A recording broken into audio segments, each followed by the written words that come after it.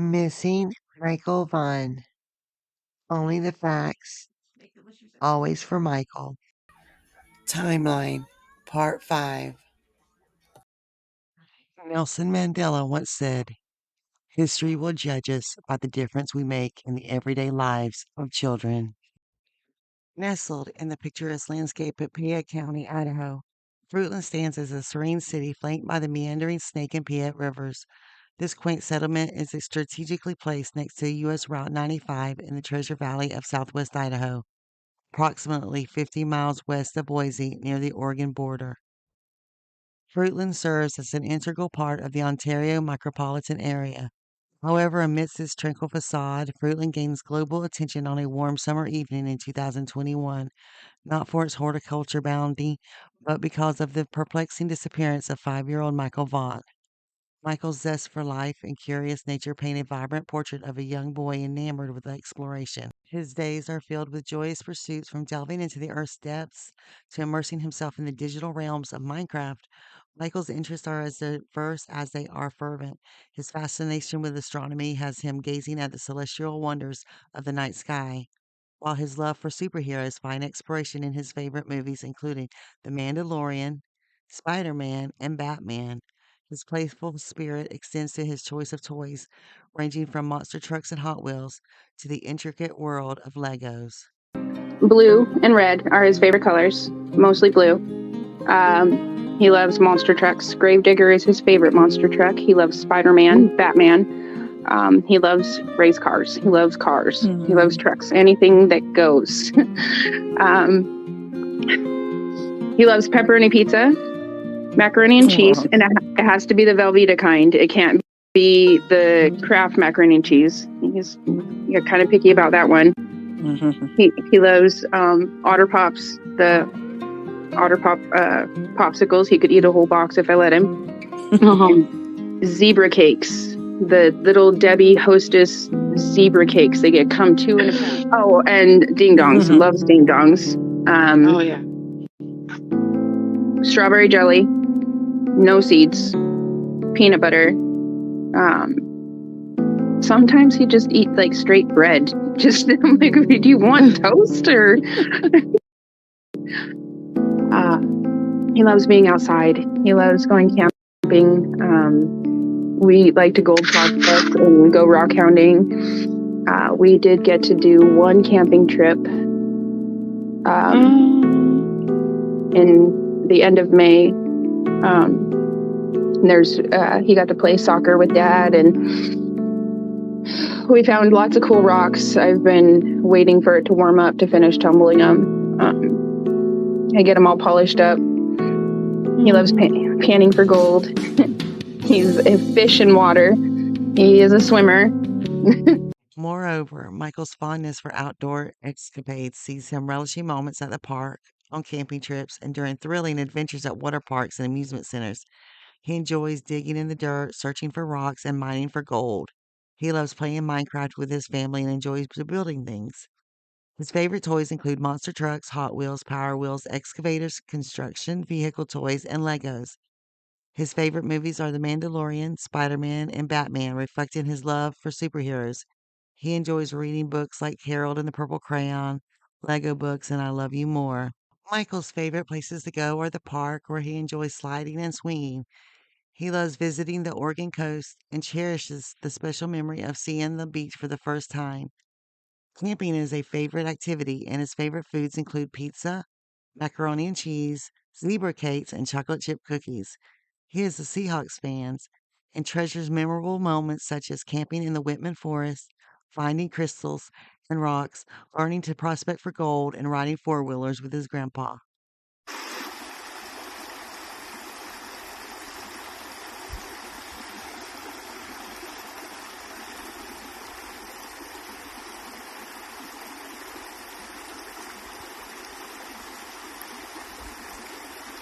Happy birthday, Monkey. We love you.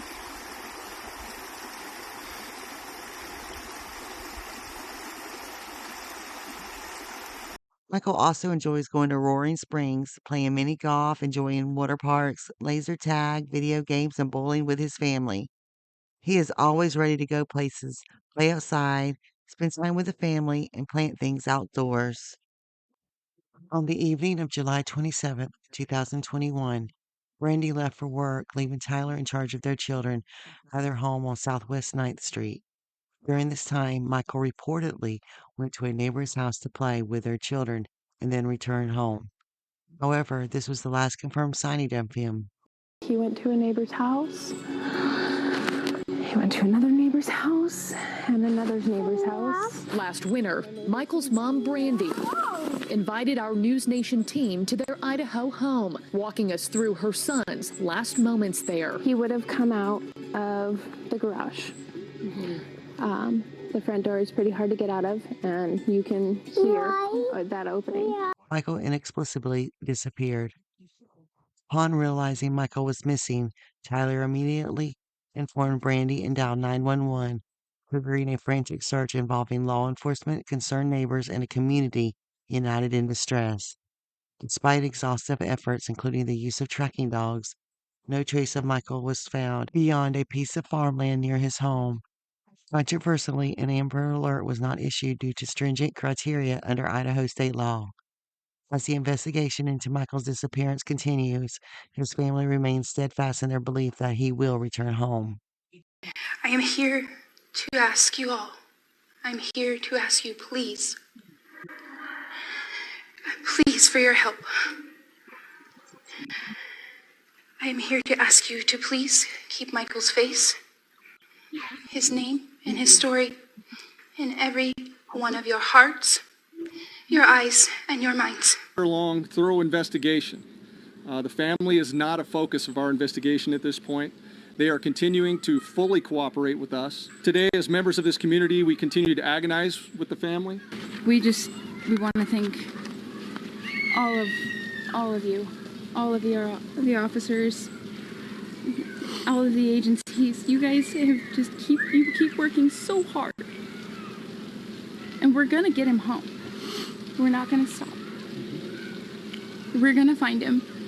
Since 5-year-old Michael Vaughan vanished on July 27th, 2021, law enforcement has steadily shared details with the community. Some of these details were later clarified or resolved, but at the time, each update reflected the ongoing progress of the investigation.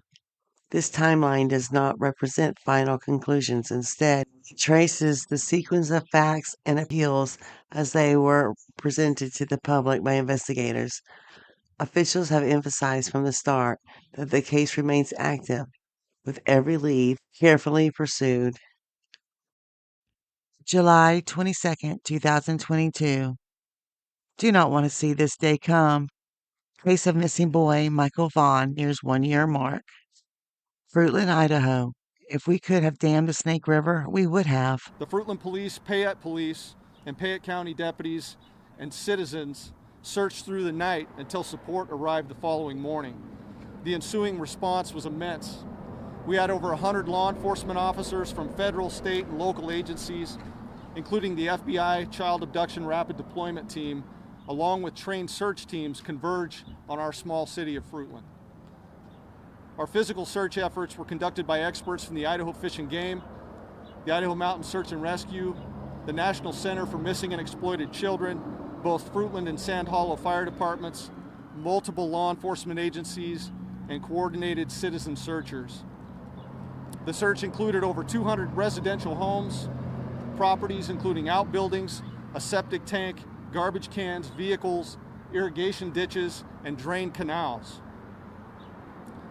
Trained search teams and law enforcement, along with specialized canine teams from across the country, searched over 3,000 acres of farm ground, along with areas surrounding the city and out into the county.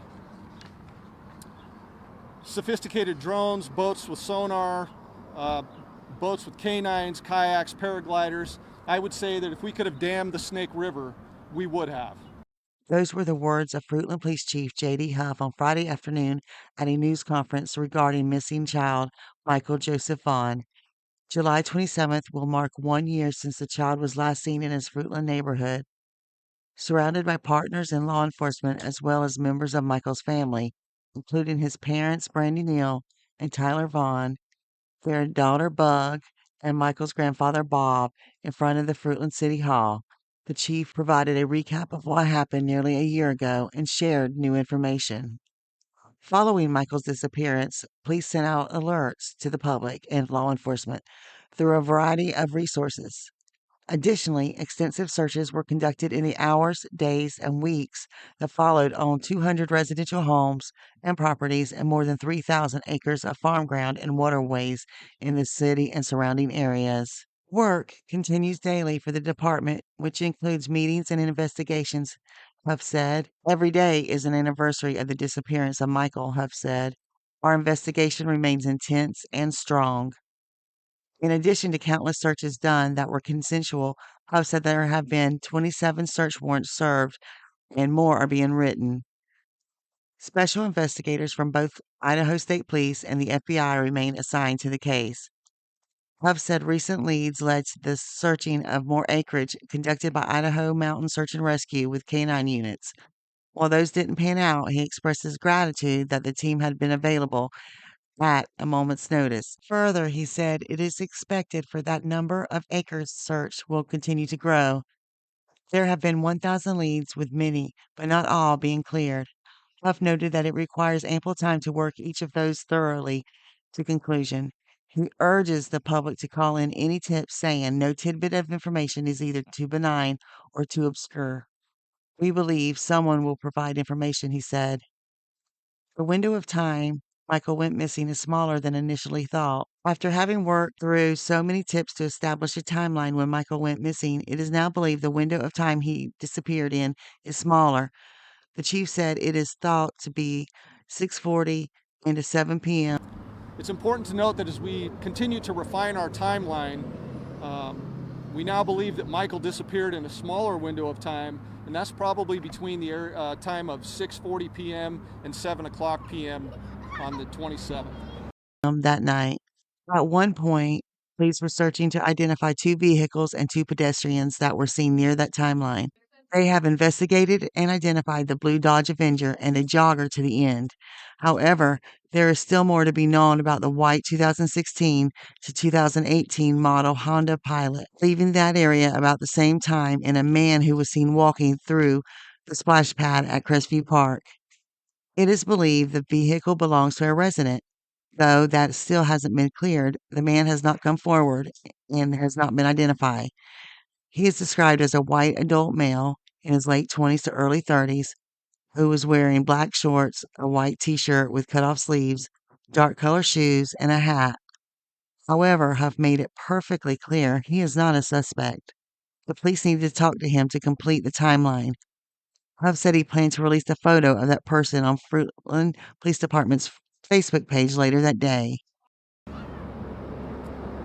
Earlier in the investigation, we needed assistance in identifying 2 vehicles and 2 pedestrians that were seen in the area around the time of Michael's disappearance. So you guys need to know that we positively identified the blue Dodge Avenger we were looking for, and the man that we saw jogging in that area. Those have both been identified, vetted, and investigated, and to an end. So the white Honda Pilot, 2016 to 18 Honda Pilot that we have leaving the area at approximately that time, again, we believe that it belongs to a resident, but we haven't quite been able to clear that and verify that. So that's kind of still an outstanding for us. The man seen walking through the area of the splash pad of Crestview Park leading up to the time of Michael's disappearance, he's not come forward and he has not been identified. So the man's described as a white male adult, late 20s, early 30s. He was seen wearing black shorts, a white t-shirt with cut-off sleeves, dark colored shoes, and a hat. So I need to make it perfectly clear that he is not a suspect, but we need to talk to him so we can determine his whereabouts and see if he witnessed anything that would be helpful in this investigation. As a multifaceted investigation, multiple leads are being worked on at the same time. At the conclusion of the investigation, I'm hopeful we'll find answers, I've said. As members of the community, we agonize with the family. July 22nd, 2022, KTVB News Press Conference. We haven't stopped. Every day we have unfinished business, and I'll tell you that every day is an anniversary of the disappearance from Michael Vaughan for us. Michael Vaughan has been missing for nearly a year now. This morning, Fruitland Police Department provided an update on the investigation into the disappearance of Michael Vaughan, also known as Monkey. Now, next week marks 1 year since the Fruitland boy went missing. He turned 6 last month. And with the help from the Idaho State Police and the FBI, Fruitland Police believe they have been able to more accurately determine the time that Michael disappeared. This process is exhaustive and it takes a lot of time, and we believe someone out there will ultimately provide us with some information that'll help us solve this case. It's important to note that as we continue to refine our timeline, we now believe that Michael disappeared in a smaller window of time, and that's probably between the time of 6:40 p.m. and 7 o'clock p.m. on the 27th. A new partnership with the Homeward Bound program offers additional awareness of Michael's disappearance. The program displays missing persons information on semi-truck trailers traveling across the country, and the reward for Michael's safe return is now more than $52,000. Anyone with information is asked to contact the Fruitland Police Department at 208-642-6006. Extension 0. And coming up on Sunday night on our News at 10, News Channel 7's Tristan Lewis talks with Michael's parents about the past year and their hope of bringing Michael home. July 27th, 2022, News Nation interview. Welcome back. Tonight in our Missing series, a renewed search for a 5-year-old boy named Michael Monkey Vaughan. We brought you his story for the first time last year, but tonight, the first national TV interview with both of Michael's parents and newly released photos of a man police say was nearby at the time of Michael's disappearance. Correspondent Marky Martin is joining us live. And Marky, you've been with this case for some time now. You traveled to Idaho last winter to speak with his mother, but now you've had the chance to speak to both of his parents. What can you tell us? Yeah, Natasha, so we heard from Michael's dad, Tyler, for the very first time this week. He was the parent who was actually at home at the time that Michael went missing. And today marks 1 year since that little boy, who is lovingly known as Monkey, walked out the door and never came home. We haven't stopped. Every day we have unfinished business, and I'll tell you that every day is an anniversary of the disappearance from Michael Vaughan. It's been 365 days, a year of searching with no answers.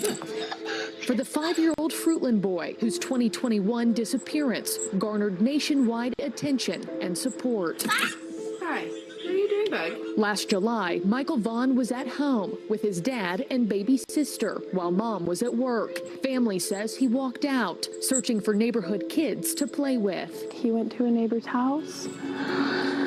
He went to another neighbor's house and another neighbor's house. Last winter, Michael's mom, Brandy, invited our News Nation team to their Idaho home, walking us through her son's last moments there. He would have come out of the garage. The front door is pretty hard to get out of, and you can hear that opening. At the time, his dad, Tyler, declined to speak with us. But this week, that changed. The couple sitting together for their first national TV interview. It doesn't feel like a year. It's been an eternity. Tyler, a lot of people curious why, if you were the one at home, why you haven't done a lot of talking with the media. What's your response to people who want to know that question? Because I was the one at home. I feel like because I was the responsible party. I don't like being in the public eye at all, and it's because I, to some extent blame myself. For most of the afternoon, Tyler says Michael played with his monster trucks and Nintendo Switch, and that around dinner time, he ordered a pizza and went down the hall to change the baby's diaper. When he came back out, Michael wasn't there. Searched the house, searched the backyard, went out in the front yard, jumped in the van, called Brandy. He says he raced around the neighborhood and was the one who called 911. The Fruitland Police, Payette Police, and Payette County deputies and citizens searched through the night until support arrived the following morning. In the last year, more than 3,000 acres and nearby river have been searched. No suspects have been named, but authorities say they have persons of interest.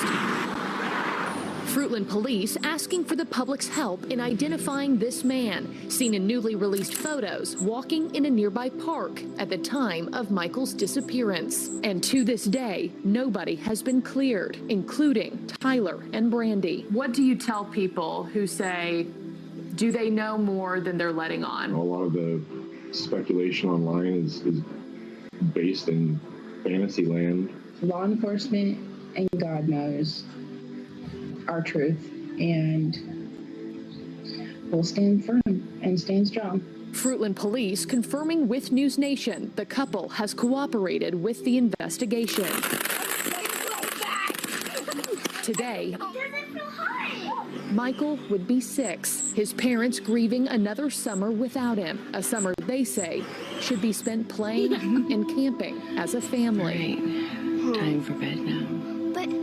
But I still want to look at some stars. He is pure joy, love, excitement, much excitement, energy, lots of energy. You can't not fall in love with him.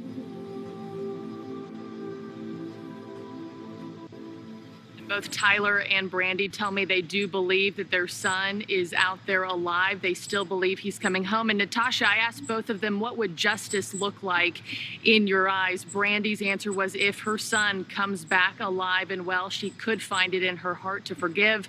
Tyler said he just wants his child home. Legal punishment would take care of the rest. And I do also have to mention, to this day, Fruitland police, they have declined to go on camera for an interview with our crew since day one. Natasha. Marky, I can't imagine what these last several months have been like for this family. Can I ask, do Michael's parents fear the case going cold at this point? What is being done to keep his name and face on people's radars? Yeah, it's a great question. And actually, they do not fear this case growing cold. They say there's new tips coming in all the time. They're actually excited about some new technology that's going to aid in some of the searches. And one of the biggest criticisms of this case has been Michael Vaughan never received an Amber Alert.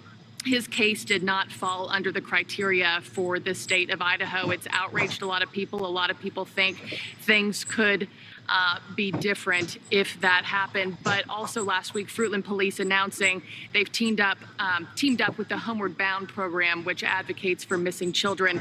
Starting in August, Natasha, there will be semi-trailers crisscrossing across the country with his name and face on them. Okay, well, that's good to hear. Meanwhile, speaking of new tips, what else have police said about that newly released photo of that man walking by the home around the time Michael went missing? Do we know anything about him?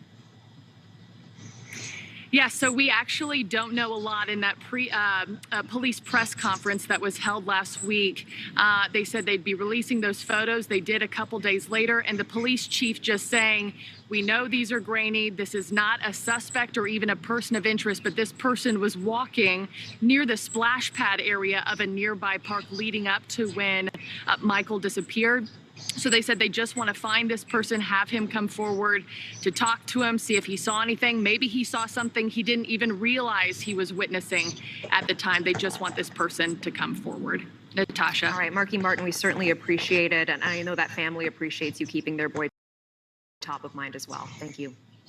And if you have any information, of course, on the disappearance of Michael Vaughan, please contact the Fruitland Police Department. To keep Michael's name out there, keep Michael's face out there. And, you know, we're going to bring him home. We're going to find him. We're going to get answers. And we're just not going to stop. Everybody should know that. We are not going to stop until we uncover the truth in its entirety, I would say. Please. Please. Bring Michael home. Please. Please. Please. He's beyond missed and beyond loved, and we need him. We need him. He's coming home. And we're waiting for him. We're all waiting for him. Every single one of us are waiting for him. And we are going to bring him home. Michael Joseph Vaughan, affectionately known as Monkey, entered the world on June 24th, 2016 as the beloved son of Brandy Neal and Tyler Vaughan. With an adventurous spirit and a zest for life, Michael embodies the purest essence of joy. Blessed with captivating blue eyes and golden blonde locks, Michael's playful demeanor has endeared him to all who know him. However, tragedy struck when Michael went missing on July 27th, 2021, from Fruitland, Idaho, at the tender age of 5. Standing at 3 feet, 7 inches tall, and weighing approximately 50 pounds, Michael was last seen wearing a light blue t shirt adorned with a Minecraft logo, dark blue boxer briefs, and sandals. Despite extensive efforts by both the community and law enforcement, Michael's whereabouts remain unknown. Authorities have determined that Michael was taken near his home on Southwest 9th Street at Arizona between 6:40 p.m. and 7 p.m. The Fruitland Police Department is urging anyone with information to come forward immediately, calling 1-208-642-6006 or dialing 911. The unwavering vigilance and support of the community are crucial in bringing Michael safely back home to his family. I need you to know how much Michael is loved. I need you to know how much he is missed.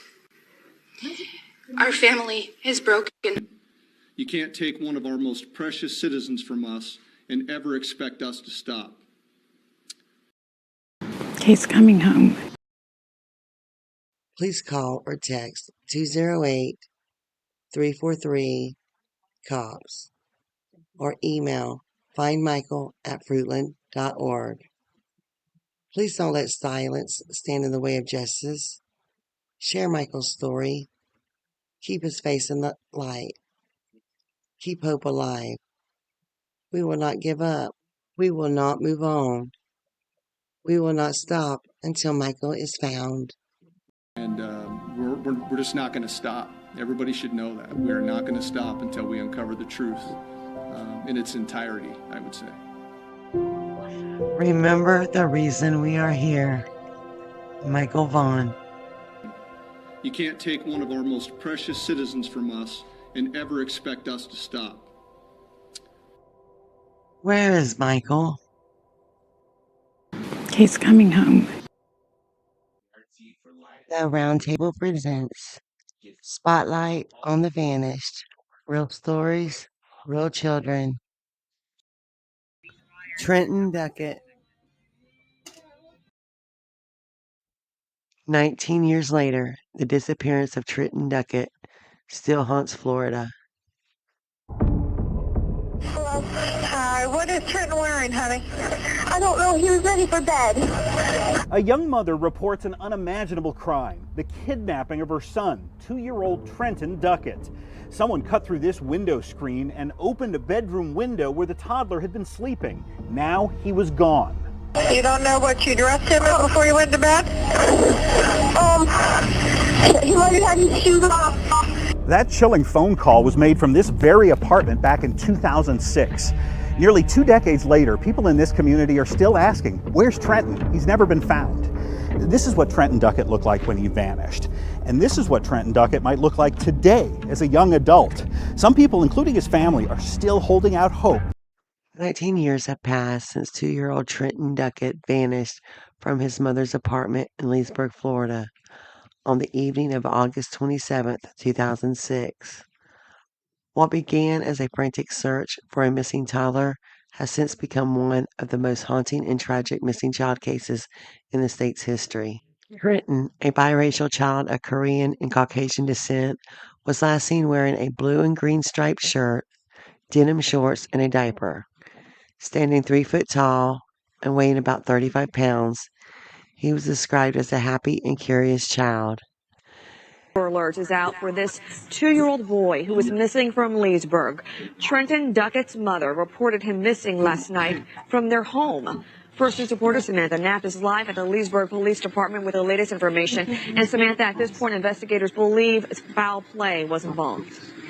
They do. They actually looked at the window of the bedroom that this 2-year-old was sleeping in at about 7 o'clock was the last time his mother saw him. And when they looked at that window, they saw some suspicious sort of signs that maybe someone forced their way into that window. So right now, police are taking this case very, very seriously. One parent was home at the time with this 2-year-old. She said she saw him again at about 7 o'clock at night. Then 2 hours later, when she went to go check on him in that bedroom, he was not there. It's unclear if she heard or saw anything suspicious during the hours leading up to the 2-year-old's disappearance. Bloodhounds have tried to pick up a scent near the apartment at 1416 Griffin Road and anywhere in the area, but so far have been unsuccessful. His mother, 21-year-old Melinda Duckett, told authorities she had put her son to bed around 7 p.m. at the Windermere Apartments on Griffin Road. When she checked on him 2 hours later, his bed was empty. A slit window screen in the bedroom initially suggested the possibility of an abduction. Police at first urged the public to help search for the boy, but as the investigation progressed, questions began to shift toward those closest to him. At the time of Trenton's disappearance, Melinda and his father, Joshua Duckett, were in the midst of a bitter divorce and custody battle. Both parents had accused the others of violence and instability, with allegations of abuse and threats exchanged in the months leading up to the boy's disappearance. Court records show Trenton had spent much of his short life either in foster care or with his great-grandparents. Can you put into words for people how this has impacted your life? Everything's upside down. But if I don't keep myself together, at least during the day, keeping in contact with the authorities, particularly the FBI, answering any questions that I have, participating in absolutely everything that I possibly get my hands on as far as they go, then I'm not doing any good. And I have to be doing something to help with him. Did you have anything to do with it? Absolutely not. You were with him all day Saturday and all day Sunday? Right. I had stopped down at family houses and stuff like that, but yes. I asked Melinda about her missing son, but the conversation kept shifting back to her. I go into the grocery store and people recognize me in there. It's absolutely bizarre. I'm sure you know, I mean, a lot of people are questioning whether you had something to do with this. Oh, I understand that. I do. Could you harm your own child? No. Then I asked Melinda how her son's abductor should be punished. If someone does something to your family, I mean, why wouldn't you want something to happen to them to go to jail or something like that? Or I don't care. I just want my life to go back to normal. And that's when our interview abruptly came to an end. But 2 days later, Melinda would appear on TV once again. Where were you? Why aren't you telling us where you were that day? You were the last person to be seen with him. CNN talk show host Nancy Grace invited Melinda to phone into her program. Just shopping, going around, driving. Shopping where? Well, we didn't go anywhere specific. Well, I mean, if you went shopping, you had to go into a store. What store did you go into? I didn't get into any specifics. Joshua Duckett cooperated with investigators and passed the polygraph test. Melinda, however, refused to take one and failed a voice stress analysis, adding to suspicion.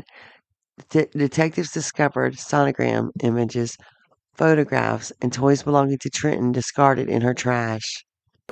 Melinda Duckett reporting her then 2-year-old son Trenton missing. Hours later, detectives discovered dozens of personal effects, including a sonogram, baby pictures, and clothes, birthday cards, toys, and bed linens, all thrown away in the dumpster behind Melinda Duckett's home. That, sources say, turned the focus of the investigation to Melinda. Melinda's own story and the hours surrounding her son's disappearance raised further questions. She told her attorney that she had taken her son and a shotgun to a shooting range in Ocala National Forest that day and had driven around aimlessly for hours after becoming lost. Witnesses later reported seeing her alone in Leesburg during the same time frame. Then tragedy deepened the mystery. Just 13 days after Trenton was reported missing, Melinda Duckett was found dead from a self-inflicted gunshot wound in a closet at her grandparents' Lady Lake home. She left behind 2 notes, one addressed to the public, professing her love for her son, but offering no clues to his whereabouts. Her death came just 1 day after a high-profile interview with the television host Nancy Grace, who pressed her sharply about inconsistencies in her story. In the aftermath, Melinda's parents filed a wrongful death suit against Grace and CNN, alleging their daughter had been driven to suicide by public humiliation. The case was later settled with CNN establishing a $200,000 trust fund dedicated to the search for Trenton. At the time I interviewed her, I did not go into the interview suspecting Melinda Duckett. Typically, if there's any wrongdoing within the home with a child disappearance, it's typically the father, the man, the boyfriend, the live-in, the estranged boyfriend. First, if you look back at the interview, started questioning Josh. And I questioned him pretty hard until I was satisfied that he had cooperated with police, he had endured an interrogation by police, he had submitted to a polygraph, all his friends had talked to police that alibied him, and the police had also told me that they had checked out the alibi. When I began questioning Melinda Duckett, I did not go into it thinking Melinda Duckett would turn out the way she did. When she refused to answer questions, refused to give her whereabouts, a timeline, to even state yes or no she had taken a polygraph, and to lay blame in every different direction, I sensed immediately that something was very, very wrong. Before taking her own life, Melinda Duckett left behind a 2-page handwritten letter expressing the pain, anger, and despair she felt as the search for her missing son, Trenton Duckett, too, became overshadowed by rumors and criticisms. Your focus came off my son, the 21-year-old mother wrote in the note addressed to the public. I love him, and I only wanted him safe in my arms. You created rumors and twisted words. Duckett, who was under heavy media scrutiny following her son's disappearance on August 27, 2006, left the unsigned letter on the dashboard of her silver 2000 Mitsubishi Eclipse, parked at her grandparents' home. Authorities say she then retrieved her grandfather's shotgun, went into a closet, and fatally shot herself on September 8, 2006. Bob, they sure have been. They've been paying a lot of attention to this silver Mitsubishi. We couldn't get close enough to read the plate on it, but investigators were taking a very, very close look. As you can see, there's also an FDLE van here, CSI crime scene van on scene. Detectives are searching the area. They're also combing the area around the adjoining houses. So they're paying a lot of attention. They're giving a lot of attention to this investigation. We've seen police officers going 2, 3, 4, 5 houses away, checking things, making sure they have all the evidence they can get. This is still an ongoing investigation. It's going to be a long while before we get all the details out, and when we do, we will let you know. This is Sharp and live in Sky 6. Back to you. The letter, which police confirmed Saturday, revealed both her despair and her enduring love for Trenton. I have felt myself sinking after 1 week mark of Trent being gone, she wrote. I love him dearly, and he is all I was breathing for. He was and always will be my essence, and as he grows, I want him to know that. In another passage, Duckett pleaded with the public, I only wish you do not do that push anyone else. The death occurred 1 day after Duckett appeared on CNN Headline News, where talk show host Nancy Grace grilled her about refusing a polygraph test and her whereabouts the day Trenton vanished. Leesburg Captain Jenny Paget said investigators could not conclude from the letter whether Trenton is still alive. I think she was expressing her feelings at the time, Paget said. I didn't glean anything from it that would lead us to Trenton. Family members say Duckett had been overwhelmed by the pressure of the investigation and intense media spotlight. Her ex-husband, Joshua Duckett, Trenton's father, found one section of the note encouraging. That kind of stands out to me, he said, of the part mentioning Trenton growing up. It gives us a little more hope. Detectives admitted Duckett had been their prime suspect and said they could have arrested her within days of Trenton's disappearance, but held off, hoping she might lead them to the child.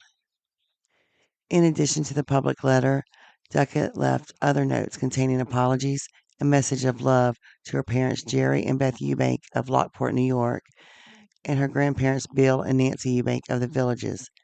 To them, she wrote, her heart was always in the right place, but her reasonings was off at times, and promised they would be together again one day.